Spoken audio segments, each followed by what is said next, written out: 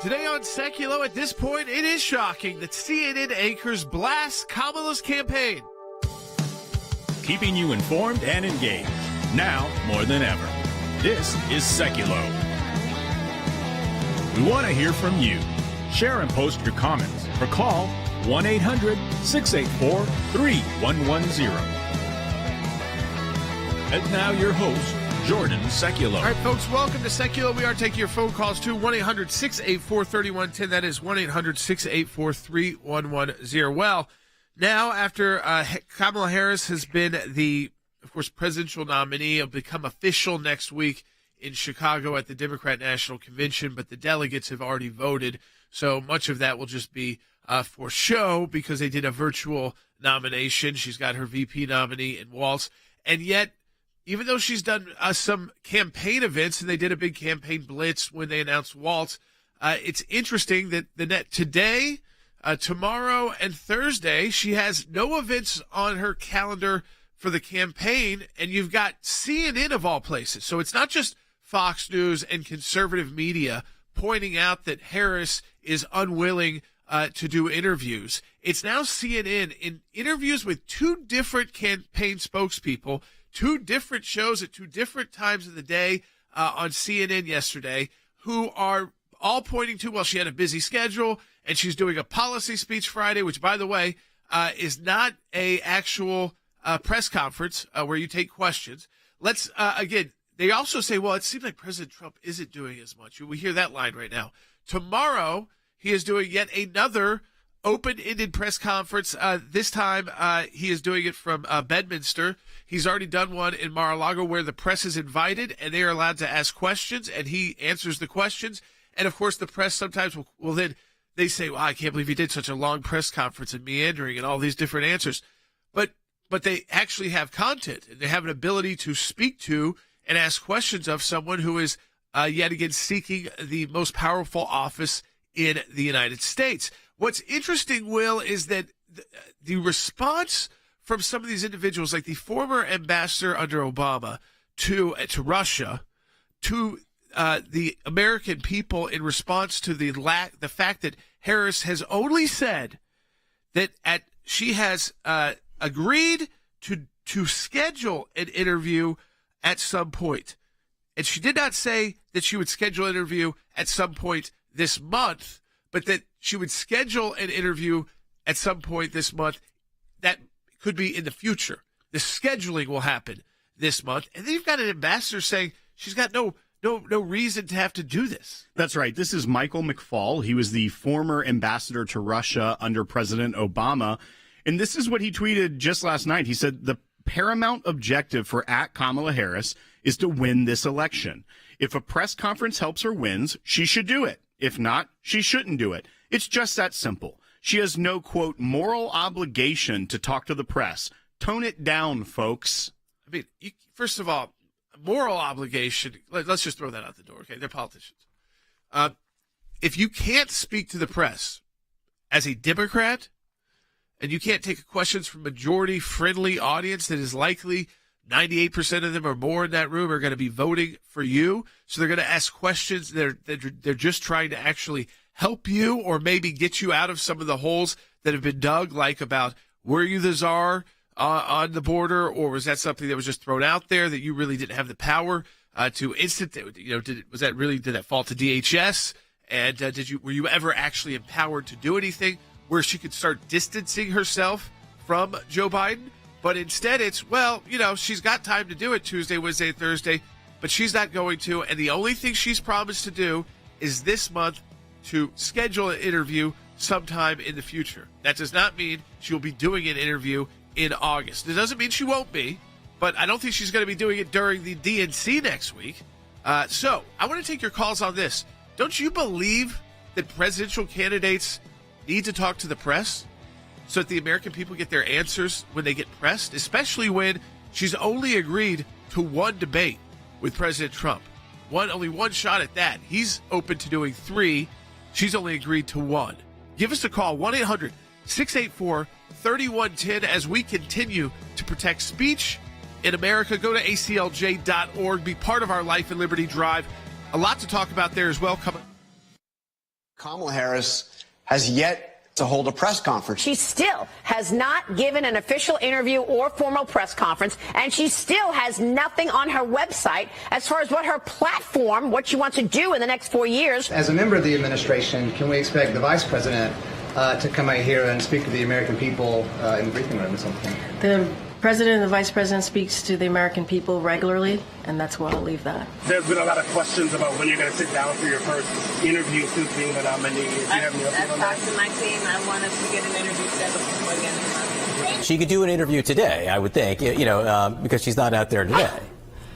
Well, look, she's taking her message directly to voters, and just because she doesn't have an interview scheduled on her public schedule doesn't mean that she's not taking her message directly to voters. Vice President Harris is supposed to travel everywhere she goes with a protective press pool. We just learned that she left her press pool behind to attend an event at Howard University. She hasn't taken a single real question from a reporter. The American people deserve to get to know the people who want to lead them, and I think it's shameful for Kamala Harris, but increasingly for the media, that she's taking a basement strategy of running from reporters instead of getting in front of them, answering tough questions about her record, and letting the American people know who she is. President Trump and I take hostile questions, we take non-hostile questions, we get out there and talk to people. She has not sat down for a single interview. She has not held a press conference. We know the answer. We know that without a teleprompter, the real Kamala Harris is going to be revealed. And the liberal mainstream media know this, too. Her policies are a disaster, which is why she's avoiding the press, which is why she's avoiding scrutiny. And the only time policy even comes out of the Harris campaign is when some low-level staffer puts out a memo. That's ridiculous. That is hiding from the American people. That is not the bold leadership that America needs.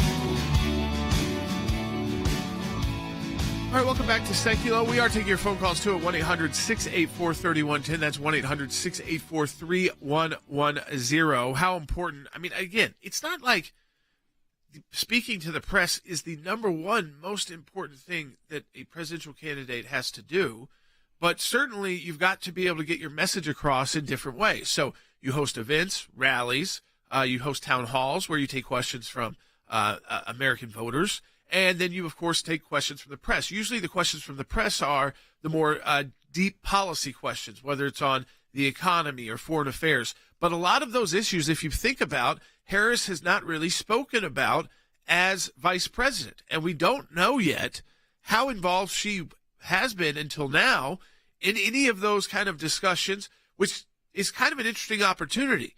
And it does, I mean, maybe create a little bit of a weird situation at the White House, but she has an opportunity to, if she wasn't that involved, to explain that to the American people. That, look, I've got some differences from President Biden, and now that I am the nominee, I'm going to start walking through those with you, and can do that with the press when it comes to foreign policy, when it comes to domestic policy.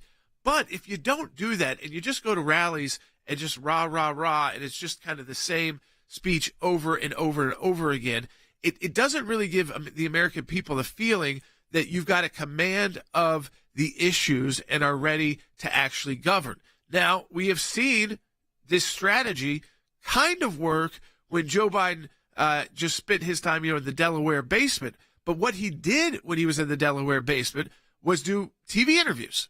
I mean, that's basically what he did, was did as many as he could every day. So he was, in effect, because he wouldn't go on the road, he was out on your TVs at least, taking questions, including tough questions on policy. So it is taking her, by just doing political rallies, you get to control those in every step of those, the way. You get a speechwriter, gets to go over a speech multiple times. You get it on a prompter. You get to practice doing it off that prompter. You know how many people are going to be there. You know where to look. You know how to go on stage. You know who's going to get the crowd pumped up. You know who's speaking before you. You know the theming. And so you're pretty confident going in, and you don't have to come up with any words on your own. But in a actual press conference, while you can be prepped for the big issues, and it's not hard to figure out what those are, you do have to talk off the cuff. That's right. And now it's been 24 days since she emerged as the presumptive nominee, and she's not done a single sit-down interview, not done a single press conference. She did do a rope line kind of as she got off the airplane. Some reporters yelled at questions, and what their questions were are, when are you going to do a press conference? And that's when she said, hope to have one scheduled by the end of the month. So she's really not had any scrutiny. And this goes into the whole narrative that many people have been concerned about, with the way that she was then made the standard bearer of the party when President Biden decided to drop out of the race, is that she's never faced scrutiny. She faced a little bit of scrutiny in 2020 when she ran for president and she dropped out of the race before Iowa. So she never got votes. Right. Now she had got to skip the entire primary process where there's a lot of scrutiny on you, and is now avoiding more scrutiny as the nominee of the Democrat Party. But I think we should play for people. Yeah, you've got to see this. This is John Berman on CNN talking to Adrienne Elrod, who is a senior spokesperson. She was the senior advisor and senior spokesperson for the Biden campaign, is a carryover. But let's watch this exchange between John Berman on CNN, of all places, with this spokesperson for the Harris-Walz campaign. The reason I was asking about today is because it seems like she has time, if she wanted, to do an interview with a member of the media or do a news conference, correct? There does appear to be that time if she wanted. Well, look, she has said on the campaign trail that she would be doing an interview at some point. She said that, I think, last week during a rope line, or when she was talking to reporters. But look, what is important here, John, is that she is taking her message directly to the American people. She hit a number of battleground states. I think we had 15,000 people in Detroit last week, 12 to 13,000 in Nevada. She's been taking her message to the voters and drawing large crowds. So she's actually having those direct conversations. But not today. All I'm saying is not today. She could do an interview today, I would think, because she's not out there today. Well, look, she's taking her message directly to voters, and just because she doesn't have an interview schedule on her public schedule doesn't mean that she's not taking her message directly to voters about how she's going to improve their lives, how she's going to protect their economic freedoms, how she's going to expand their rights as Americans, in contrast to Trump and J.D. Vance, who simply want to enact the Project 2025 agenda, which would just set America back dramatically. I mean, there you go. It's just filibustering, right? So she's going to do a speech. She traveled the country, so she was very busy a week ago. She did an event, Monday, and she will do an event Friday, but events are not press conferences. And again, the media here, they clamored to get rid of Joe Biden. Now they've got Harris.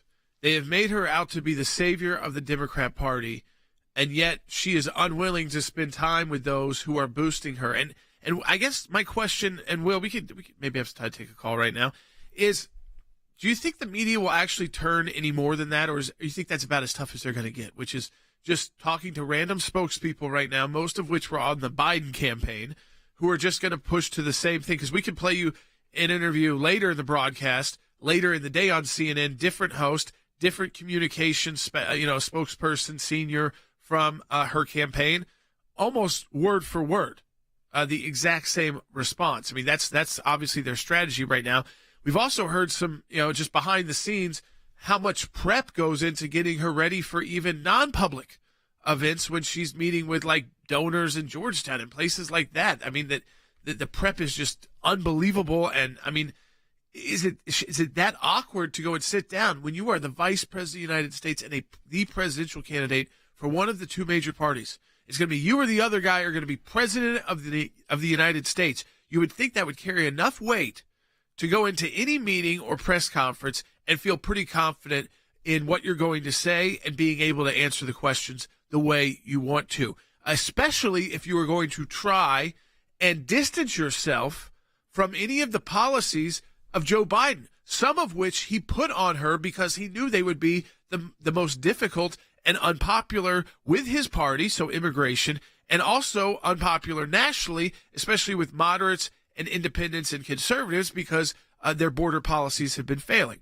That's right. And I think we shouldn't give the media too much credit for actually asking for this, because I think what they're feeling is maybe some betrayal, because they carried the water for Kamala Harris to be able to become the nominee by all of a sudden turning on Joe Biden after the debate, after, for the longest time, saying nothing to see here, he's great. Everyone that comes from the White House tells us he's more fit than ever. But that's the problem, is that the media today, it almost feels like they aren't allowed to report on things until they're given the okay by the White House or by the administration. We saw that last night when New York Times sent out a breaking news tweet. Hunter Biden sought U.S. assistance for a potentially lucrative Burisma project in Italy while his father was vice president, records show. Something I'm pretty sure all of us knew for a long time, have been complaining about. New York Times just now feels okay to report on it. Why? In their article, they say because the White House, after Joe Biden stopped running, released the records.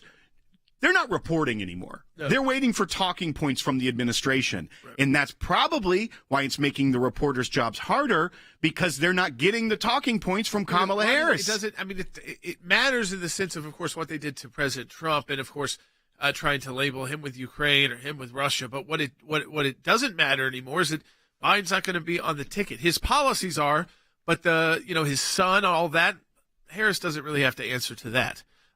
She could quickly move forward past that. So the Democrats have taken that off the table, and so the New York Times says, we could spill it all out. And I have a feeling that, because he's on his way out, that Hunter Biden's not going to have to worry about any of these charges, because his one-term president's father could easily issue those pardons there, and there's no other offices he's going to be holding in the future. Let me just tell you all this, folks, and we're going to talk about this with Secretary Pompeo coming up next as well, someone who does a lot of interviews and did a lot of interviews while he was Secretary of State all around the world, on planes, on different time zones, probably sometimes not even knowing exactly what time it was, on serious policy issues. But right now at the ACLJ, we know that the Massachusetts, we showed it yesterday to you, is funding that massive media blitz, spreading state-sponsored lies and misinformation about what they call anti-abortion centers. It's a mass deception, and it's unconstitutional. Our Life and Liberty Drive was created for cases just like this. So we want you to have your gift doubled now at aclj.org. You responded awesome yesterday, and we need another great response like that, because we're preparing to file lawsuits against the government and the abortion industry that are smearing pro-life centers as soon as Monday. A lawsuit. That's not like FOIA. That's an actual lawsuit. But we're also going to launch a huge counter campaign in an unprecedented and groundbreaking effort to combat the mass deception, help women, and save babies. But here's the thing. The size of that campaign will directly relate to how much financial support we have to spend on it. So go to aclj.org. You can go to Mass Deception to make sure your donation is going to that counter campaign. That's aclj.org/mass deception, or just go to our website. Donate now. It will be doubled during, again, our Life and Liberty. Hamas has informed the mediators it will not attend ceasefire talks this Thursday, but it has also said it is willing to meet with mediators after Thursday's talks. That is if Israel gives what they call a serious response, and that's according to a diplomat briefed on the talks. Israel early said it would attend. Hamas is now accusing Israeli Prime Minister Benjamin Netanyahu of not acting in good faith and of wanting to both prolong and expand the war. When asked about tomorrow's ceasefire talks, a senior Hamas official told CBS News, and this is a quote, "If the U.S. is serious, tell them to stop funding Israel." In the U.S. Tuesday, President Biden said a ceasefire between Israel and Hamas felt further out of reach. It's getting hard. We'll see what Iran does, and we'll see what happens if there's any attack. But I'm not giving up. Hamas not attending ceasefire talks in Qatar could be the trigger for Iran and Hezbollah, either or both, to now strike Israel. Hamas doesn't want a deal, Trace. Right. They've never wanted a deal. And the reason why is because the moment those cameras aren't on Gaza anymore, they become irrelevant. And Hamas knows it, and Iran knows it. We sometimes get focused so much on Hamas, and we forget that the problem sits in Tehran. The problem is the Iranian leadership. And when the Biden administration talks about a ceasefire, Hamas gets excited, Tehran gets excited, because that's a great outcome for them. They can repeat, as they have promised to do, they can repeat October 7th again and again and again. It is silly to think about a ceasefire. I hear all those terms. I see this diplomatic scrambling around, and I think what foolishness it is to accept, for America to accept, that Iran is going to impose costs, kill 1,200 Israelis, hold American hostages, and we're simply going to say, hey, let's try and return to the status quo before this. It's dangerous, it's perilous for America, and the Iranians feel like this is victory for them. Right. If they survive, they win.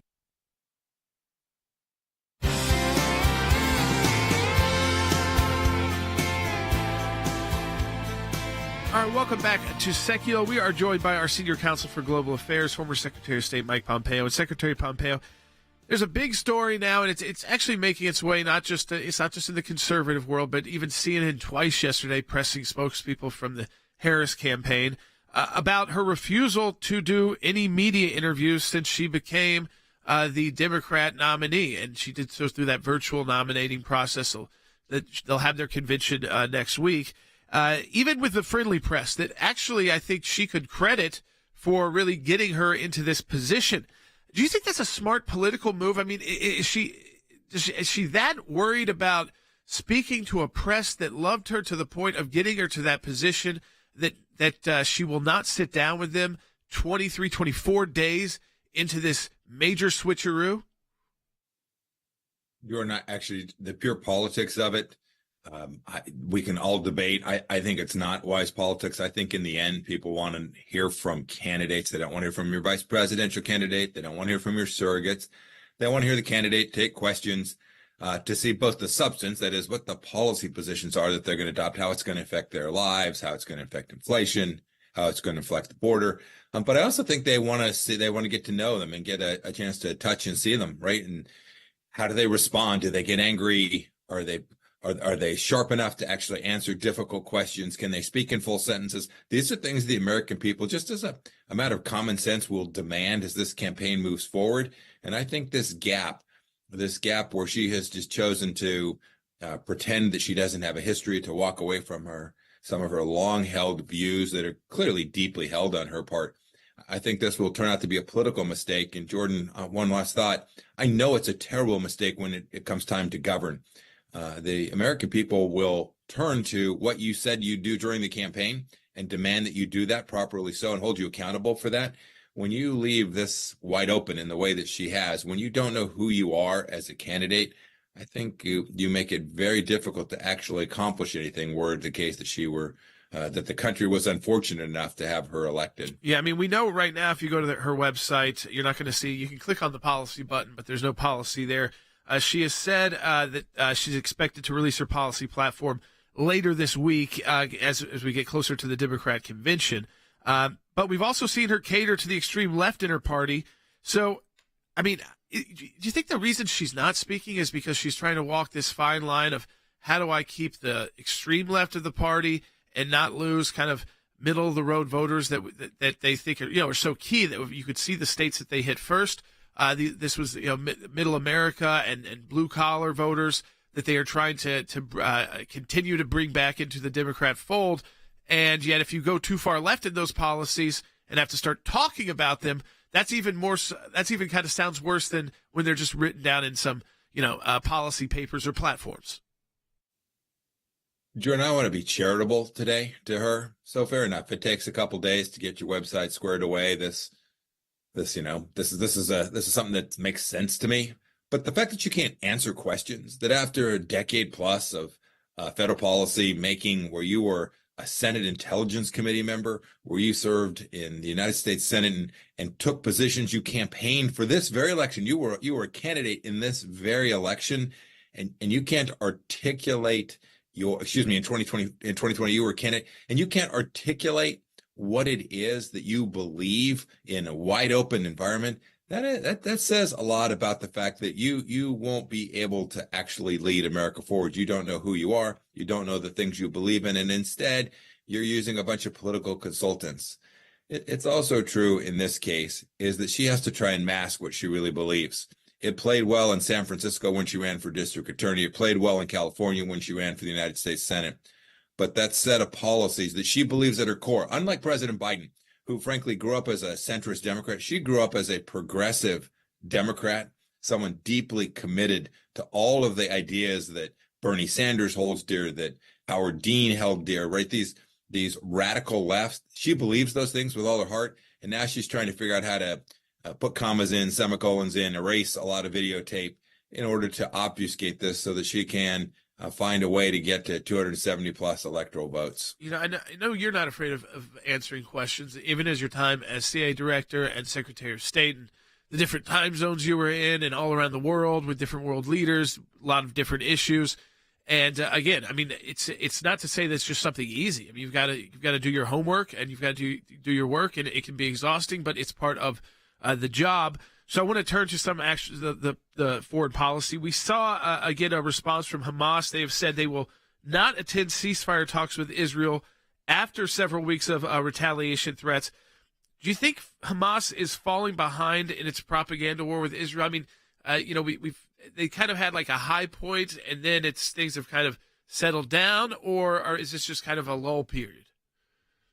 Like, I suspect it's a bit of a lull period. They have a group of people, including many in the Democrat Party here, many members of the United States Congress. These aren't fringe characters who actually accept that somehow Hamas and Israel are parallel. They are morally equivalent. You know, I hear Secretary Blinken saying, well, goodness, everybody wants peace. He said that for the last several weeks. The truth is, no, everybody doesn't want peace. The Iranians don't want peace. If they wanted peace, lay down your weapons. If Hamas wanted peace, lay down your weapons. Release the hostages. You'll have peace. The mistake that the progressive left makes on national security is the one that you're describing. It's the one that says this is all about propaganda and storytelling, and they want to undermine Israel and the United States of America in a way that gives Hamas more free rein, gives Hezbollah more free rein, and gives Iran the free rein to attack an American base at al-Assad, injure American service members, and have zero response from the United States. That's really dangerous stuff, Jordan. And so my sense is that the PR effort will only be ramped up, and they will find sympathetic ears not only on our college campuses, but sadly in our halls of Congress as well. Colleges come back. I do have one more question for you, because we heard about imminent attacks from Hezbollah in Israel. There have been some, but not at the scale that Iran has certainly kind of used in propaganda in their speeches that it would be. Do you think Iran, and there have been reports that Iran is now concerned that if they were too successful in an attack, that would lead to a catastrophe for them because of the response by Israel and its allies? I'm sure they're worried. I'm sure they're worried about a vicious, at-scale response by Israel. I hope, Jordan, they're worried about a vicious, at-scale response from the United States and our European allies. Every nation that loves sovereignty, loves democracy and freedom should be prepared to respond if Iran has, you called it successful, I'll call it a full-scale attack against Israel and killing innocent civilians all across that country, which is what they have spoken about doing. If that happens, I hope the Iranians don't just understand that they will have a response from Israel, but from all of us who believe that it is absolutely an imperative that we protect sovereign, freedom-loving nations like Israel from attacks on democracies and authoritarian regimes like the one that sits in Tehran. Secretary Pompeo, as always, we appreciate you joining the broadcast. Thanks for being with us today. And folks, again, we've got this team assembled because of your support of the ACLJ. We're able to go to them through the show and also behind the scenes as well with their expert advice. And they are not afraid to talk, and they are not afraid to explain these issues from us and to you. And that's so important because of the work of the ACLJ. Just think about in the first half hour of the broadcast, all that we've got you educated on.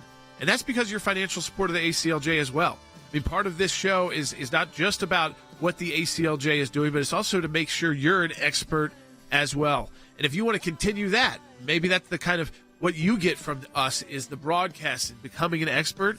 We encourage you to be part of our Life and Liberty Drive. Donate today. Double your impact at aclj.org. Last summer, we launched our first ever ACLJ Life and Liberty Drive. We never could have imagined how much you, our ACLJ members and ACLJ champions, would exceed our expectations, and we can't thank you enough. We'd love to tell you that 1 year later, threats to life and liberty are no more. Sadly, the radical left is relentlessly doing everything it can to destroy the very foundations of this great nation: life, religious liberty, and the Constitution. The good news is your ACLJ team has not slowed down. We continue to fight in courtrooms across the country, including the Supreme Court, to defend your freedoms and to save innocent babies. And we're proud to announce the return of the ACLJ Life and Liberty Drive. Right now, your tax-deductible gift will be doubled, dollar for dollar, doubling your impact to defend your freedoms and help save innocent lives. Go to aclj.org right now and join us in this fight. Keeping you informed and engaged, now more than ever. This is Sekulow. And now your host, Jordan Sekulow. All right, folks, welcome back to Sekulow. So we've talked about this Harris refusal 24 days in as becoming the presidential nominee for the Democrat Party and refusing to do a press conference. At best, we have got now answers from her communications people that at some point in August, she will schedule a press conference. That does not mean she will do a press conference in August, but that she will have a press conference scheduled sometime in August, and that'll get on the calendar. We also know she's only agreed to one debate, even though President Trump has agreed to do 3 debates. One of those, I think the first one is in September. I guess most would be in September, October. But she's really only willing to go to one of those so far, which is another opportunity for people in the press to, ask you questions, not just a candidate versus candidate. But I think also at the end of the day, she's in this position where does she want to make the shift from Biden to where we hear the Harris policies? Now, she doesn't have to just carry the weight of the Biden administration. She's now the lead going into this election. So we should know what are the Harris policies and how are they different. Of course, that would be pretty normal at this point. So, Will, I want to go to some calls because I think that's what people are wondering is the silent method working? That's right. Let's go to Bruce calling on line 3 in Colorado, listening on the radio. Bruce, you're on Sekulow. Oh, hi, Jordan. Hey, I was wondering, she's trying to, I think, sound more moderate like Secretary Pompeo was talking about. But, going beyond that, I'm wondering if she's trying to string things along and not be on the record too much so that coming into the debates, she hasn't, put these radical San Francisco leftist ideology kind of policies on record enough that when she debates Trump, he can't nail her to the wall with the indefensible stuff that's behind all that. Yeah, I think, listen, I get that she is trying to play a fine line, but you know what? She didn't decide to choose a moderate Democrat. And I mean, I say that kind of in quotes. None of them are that moderate anymore. But someone who is seen as more mainstream as her running mate. She decided to go to someone who, Ilhan Omar, this is all I have to say, will post the photo the moment he was chosen, and he says that he smiles every time he's feeling down. Do we have that soundbite that every time Walz is feeling down, he's feeling sad, Governor Walz of Minnesota, the VP nominee, all he has to do is think about Ilhan Omar and that she's a congresswoman, and it brings a smile to his face. And, it just makes me sad, actually, because she hates America and she loves our enemies. She's part of the Hamas caucus and calls for the destruction. She uses anti-Semitism. She started all of that with all about the Benjamins and these attacks on not just Israel, but Jews in general. And she did win her primary, so it looks like she will remain potentially in Congress.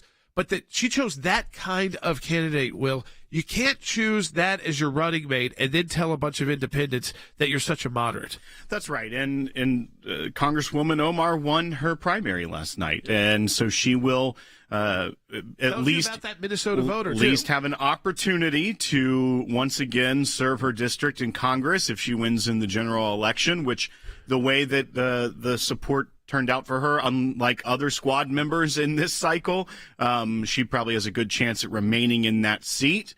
But once again, that's who Governor Walz says puts a smile on his face whenever he's having a bad day or at the end of a 5-mile run. He just thinks about Congresswoman Omar, and it puts a smile on his face. We've got an update for you when we come back, and we haven't shared this yet, that matter where our colleague Tulsi Gabbard and the TSA and the list she's been put on.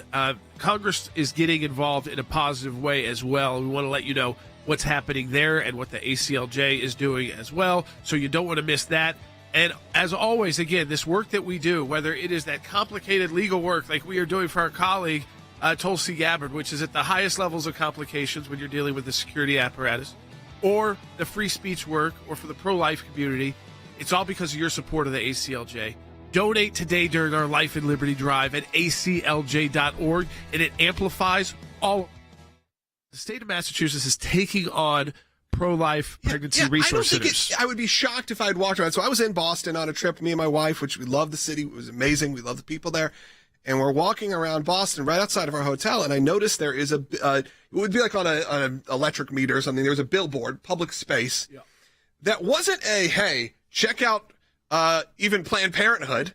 It was big letters, avoid anti-abortion centers, using those words. Avoid anti-abortion centers. And I was like, that is crazy. And as we walked more, I saw them again, and I saw them again. And I looked in the corner of it, and I realized, oh, this isn't Planned Parenthood running these ads. This isn't a big pro-choice campaign running these ads. This is the state of Massachusetts running ads against what they call anti-abortion centers. Of course, we call pro-life pregnancy resource centers. I can't believe that this is real, that they are running this campaign, and they have this really in-depth website, not just saying, we think you should go to Planned Parenthood or pro-choice pregnancy centers, I guess if you will, but specifically saying, we want to shut down, essentially, what they're called anti-abortion centers. The legal side is coming. And the legal side, of course, is coming very soon. And we'll announce that probably this week or early next week, exactly who we're representing, exactly what we're filing against and filing for, and what we're seeking in that. But there's also the public side of this, which is, okay, this is, again, talking about mis and disinformation.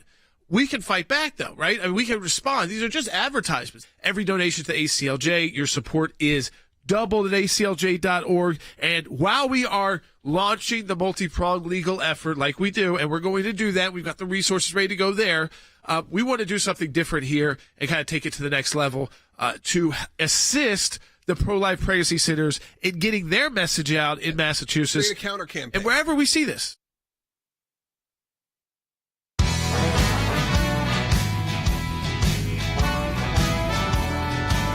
All right, welcome back to Sekulow. We'll take a call in just a minute, but I do want to update you on the matter because it's all over social media. I've seen more and more people sharing it and seeing what happened to Tulsi Gabbard, who you know is a colleague of ours on the Sekulow broadcast. Congressman, and this is important, Doug Lamborn, who is on the Committee on Armed Forces and also chairs the Strategic Forces, Tactical Air and Land Forces Committee and on Natural Resources. But he's got a letter out to the administrator of the TSA, the Transportation Security Administration. And he's got other letters out as well. But I want to go to this one because he says to the director, I was greatly disturbed to read recent open source reporting that one of my former constituent military commanders, Lieutenant Colonel Tulsi Gabbard, and her husband have been placed on a domestic terror watch list known as this Quiet Skies program by your agency. As you may or may not be aware, Lieutenant Colonel Gabbard commanded the 440th Civil Air Battalion, which is garrisoned in my district at Fort Carson, Colorado Springs, and supports multiple special operations unit through the Indo-PACOM. I'm saying that. Maybe I'm saying the Indo-Pacific. It's Indo-Pacific Command. Yeah, Indo-Pacific Command. The military loves their long acronyms. That is one right there. And in that role, she was solely responsible for the combat readiness of her unit and was required to maintain an active security clearance. She currently commands the 1-354 Regiment Battalion garrisoned in Tulsa, Oklahoma.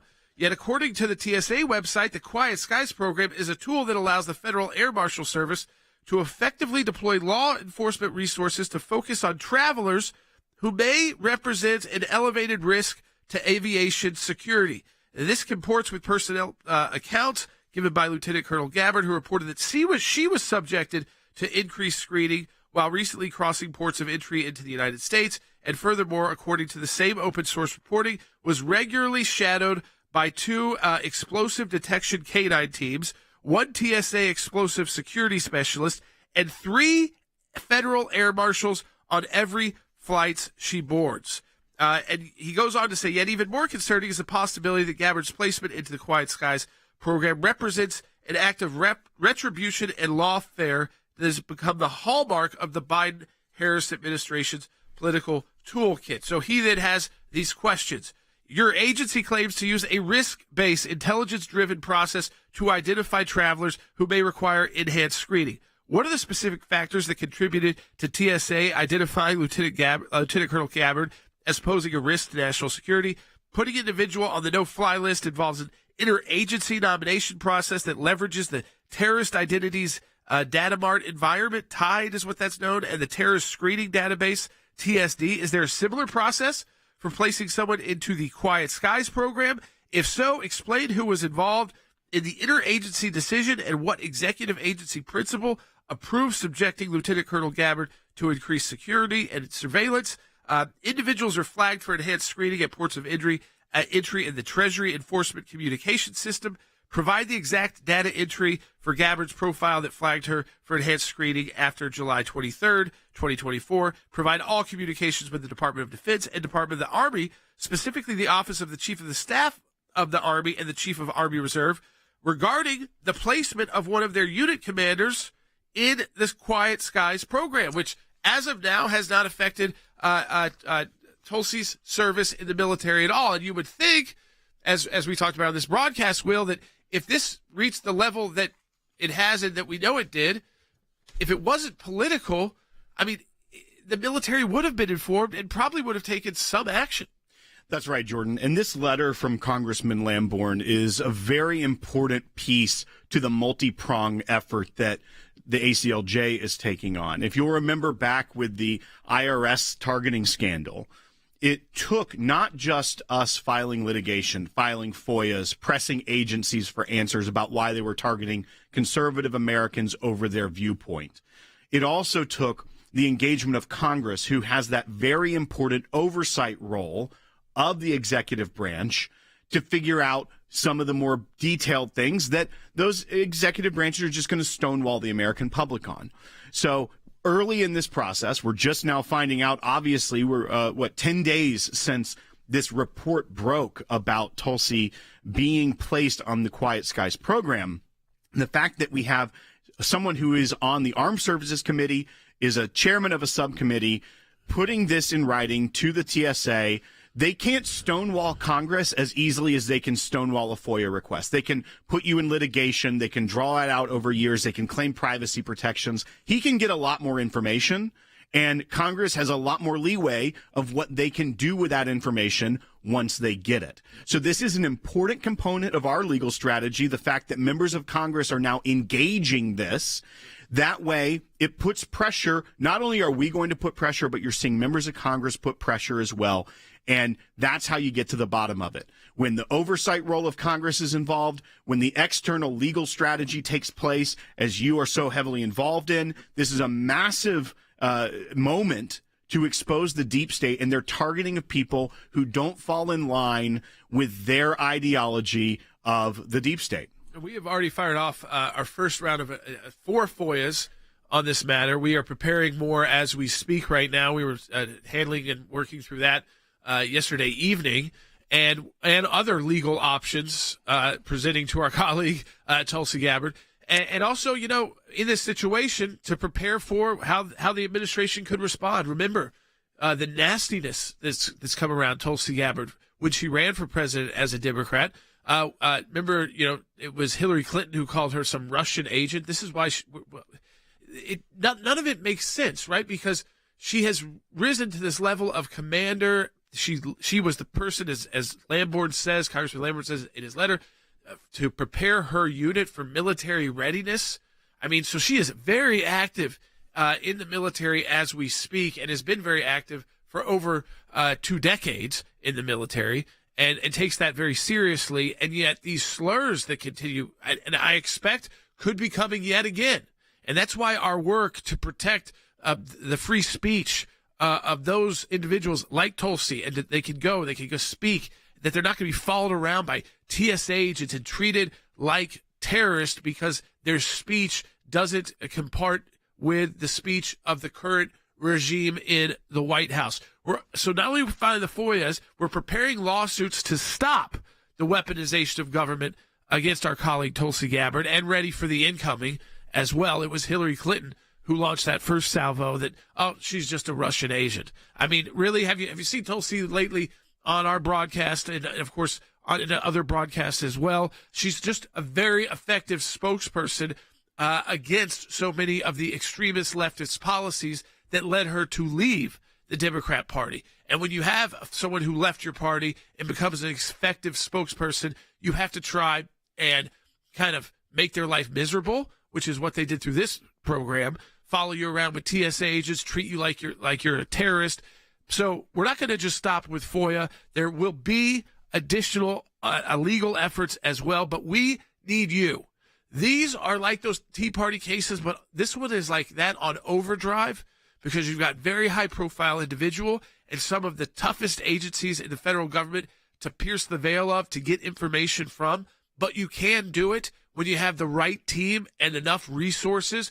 We've got people like Rick Grinnell who can review this before it goes over to the Director of National Intelligence. We have Mike Pompeo who can review this before it heads over to the State Department or the CIA and say, you know what, make an edit here, make a little change here. Utilize this. So don't just think we bring these people on so that they can come on this broadcast. That is great. Like I said, for some of you, this show may be the big part of why you like our work, is that it's a great place to get deeply educated on the issues in an hour or less of your day.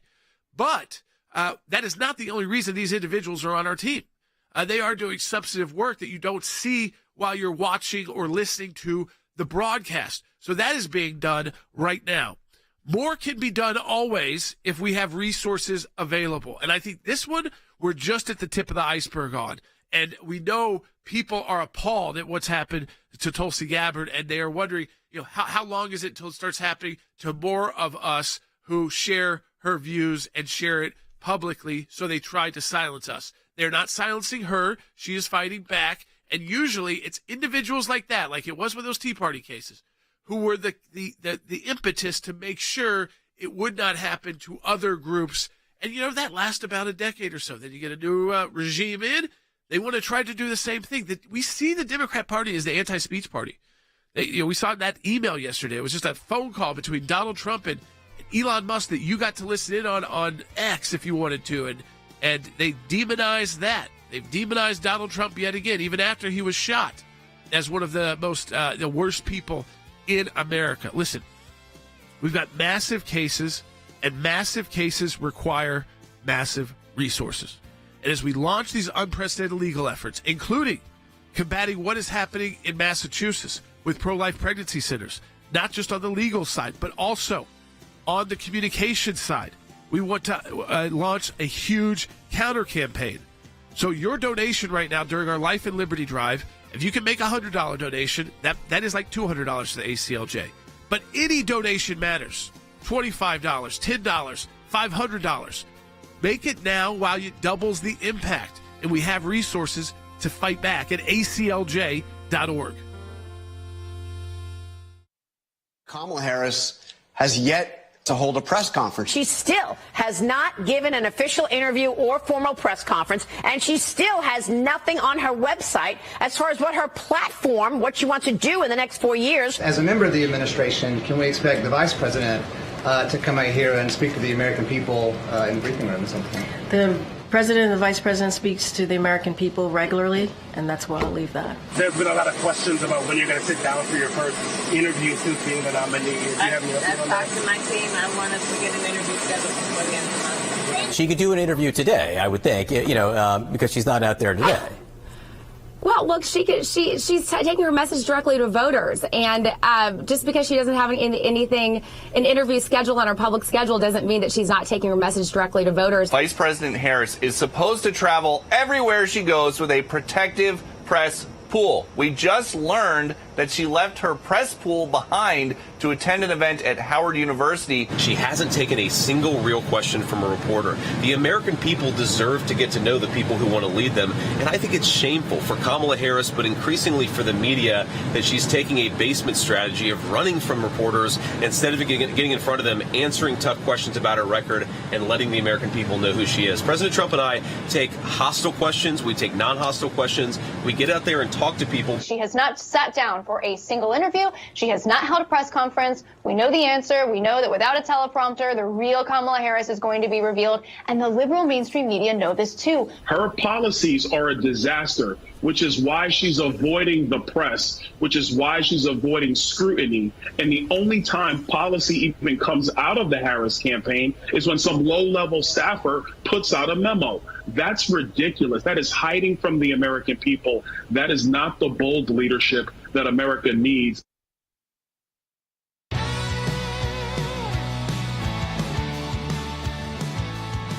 All right, folks, welcome back to Sekulow. We are taking your calls to 1-800-684-3110. If you want to get on the show, you got to dial that right now. And, Will, let's get to one of those calls. That's right. We're going to go to Carrie calling from Montana on line 1. Carrie, you're on Sekulow. Thanks for holding on, Carrie.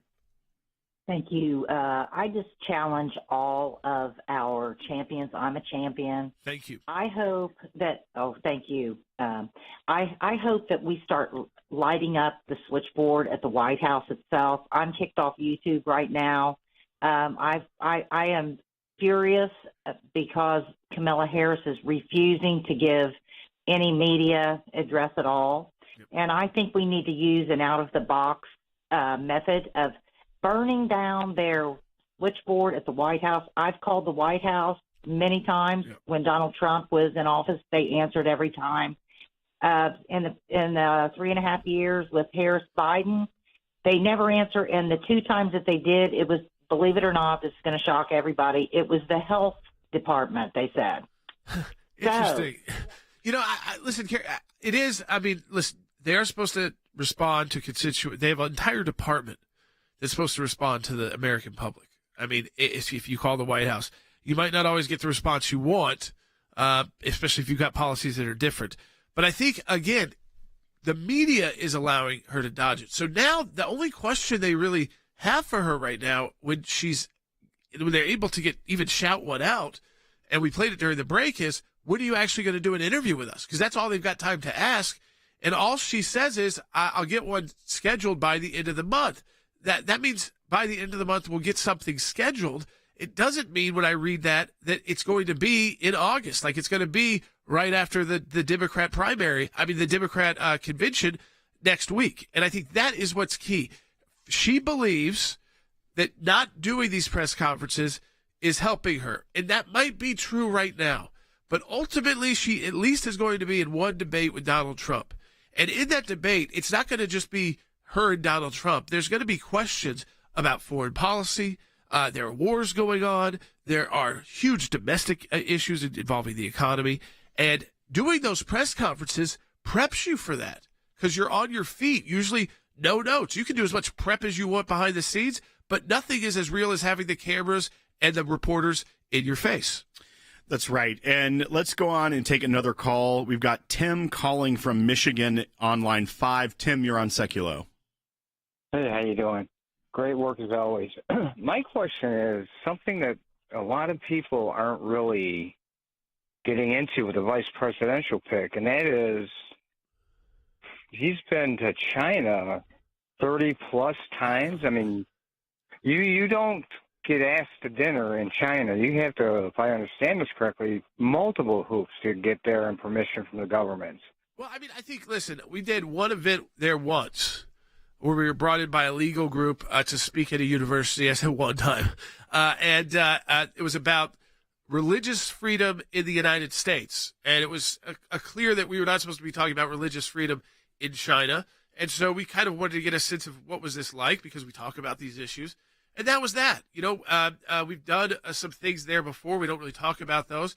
And it kind of ebbs and flows. But right now, there's certainly an ebb because of the hard line, like Putin in Russia, where we've had to no longer have the ACLJ working, thinking that we could do that kind of work in China. But you're right. Let's play the bite from Walz where he talks about taking his, I think he talked about like spending every summer there with his family. So he's been there over 30 times and they don't have to be an adversary. But as Mike Pompeo and Rick Grenell and others have said, they have decided to be an adversary. So until they decide not to be, we must treat them as such and beat them at their games, whether it's economic adversary or military adversary. But take a listen to Walz. He thinks they're great.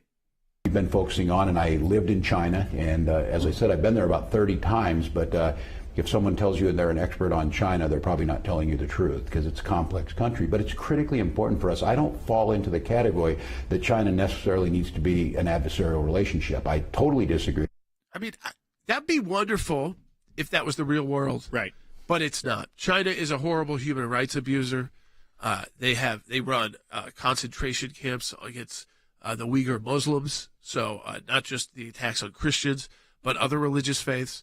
And they have become more hardline and also more spending on their military than ever before, to where they are seen as really the top concern. I mean, if you got China, Russia, and Iran, and I think China is way ahead of Russia and Iran when it comes to the lethality and the ability of their weapons to both be effective and work in a very dangerous way. And so, again, do we want to prevent actual conflict with China? Absolutely. Are they an adversary? Yes. And do they have to be an adversary right now? Yes. They can change course, but right now they are an adversary of the United States. And we need to be taking in policies that get us away from that adversarial relationship, Will, so that we're not so reliant on goods made in China, so we're not so reliant on the chips made in China, so that if we needed to one day cut off China from our economy, we could actually do it. Well, honestly, it reminds me a lot of the approach that the Biden administration took with Iran. They didn't come right out and say they're not an adversary, but the way that they tried to negotiate, you had people that were leading that charge, like Robert Malley, who ended up losing his position and his security clearance for being a little too cozy with Iran. When you have people that don't see adversaries for what they are and treat them for what they are, you end up with an emboldened adversary who is able to instigate and perpetuate wars and destruction, whether economically or militarily, in a region, and it ends up coming back home to roost. It's not a good way to look at our adversaries. Let's take one more call for today. Let's go to Susan on line 2 from Kentucky. Susan, you're on Sekulow. Hey, Susan. Hello. Hey, you're on the air. Oh, hello. My question would be, if President Joe Biden is incapable of standing trial, then who is actually running the United States right now? At this point, I mean, Harris is running for president, so she's probably not. It's a team of advisors, and he signs off on things. And you know what? The press is now just dumping all the Hunter Biden info because it's no longer really relevant to the presidential election, right? So Hunter was doing things with Ukraine. He was trying to solicit business when his dad was vice president. On and on it goes.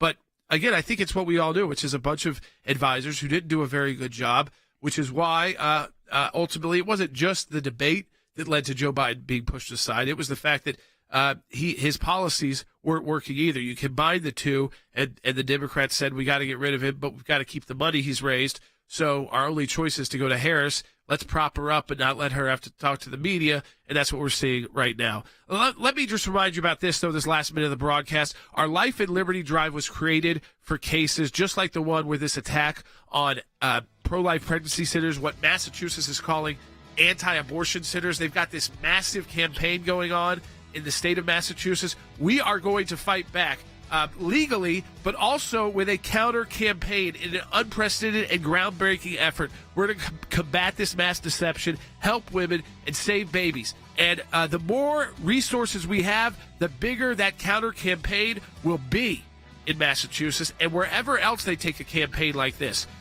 We need your support. We need your donations during our Life and Liberty Drive. When your donation will be doubled at aclj.org. And don't forget, we've got the FOIAs that have already been filed on behalf of our colleague Tulsi Gabbard. There are more coming. There will be other legal work there. It is very intensive. and we need your support there financially so we can bring the best of the best to defend our colleague and make sure her rights are being protected. Donate today at ACLJ.org right now.